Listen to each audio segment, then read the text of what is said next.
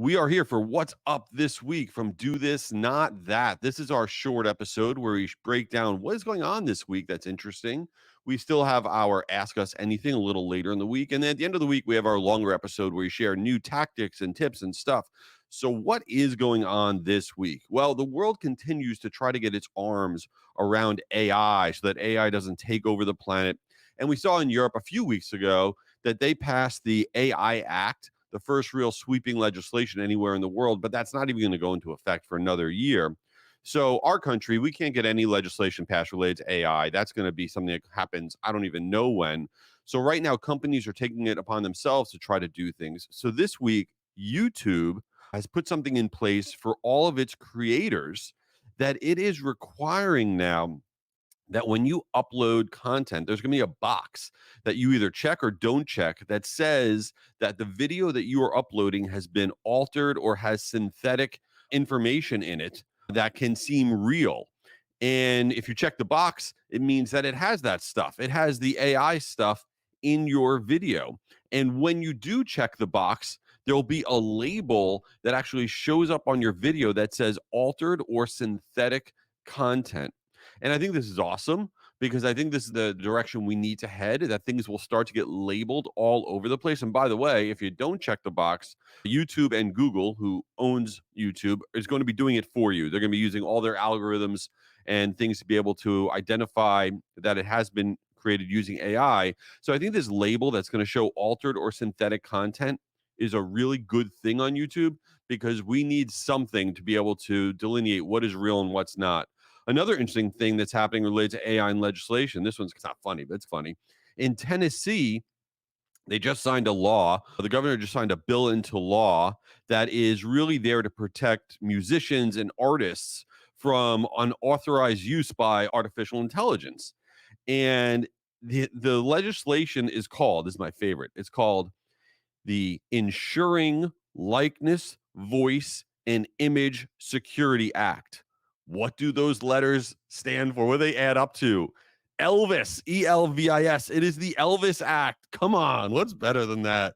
And in Tennessee, it's a big deal because there's over 60,000 jobs across the state of Tennessee that are related to the music industry. So protecting musicians and artists from AI repurposing their content is important. But this is what we're headed. This is what happened with the world of email marketing. Back in the early 2000s, there was the Can Spam Act, which was a very basic law related to email marketing. And since then, there's been no real federal legislation as it relates to email. And there's just a patchwork of a zillion different states with different data and privacy and email laws. And it's just because it's very hard to get federal legislation. So there's going to be a lot more state legislation as it relates to AI. And I think it's going to be on a lot of the companies individually that are dominating the internet to really put stuff out there to help get it under control. Other things that are going on this week is LinkedIn. LinkedIn is going to be releasing games. LinkedIn gaming is going to be a thing. TechCrunch confirmed that LinkedIn is working on a new games experience. It'll be doing so by tapping into the wave of puzzle mania, right? We all remember Wordle and all of that. There's going to be 3 games coming out, supposedly, one's called Queens, one's called Inference, and the other one's called Cross Climb. And it's really trying to jump on this whole gaming phenomenon. I know in my house, the game Connections, which is like the sister game to Wordle, that's being played and texted. We all text it to each other all the time, and I'm horrible at it. And the way it's going to work on LinkedIn is companies are actually going to get ranked based on how their employees do in the games. There's going to be leaderboards and stuff. So LinkedIn gaming is coming. Another interesting thing this week is that many of you may not realize, but April is a big month for emojis in email.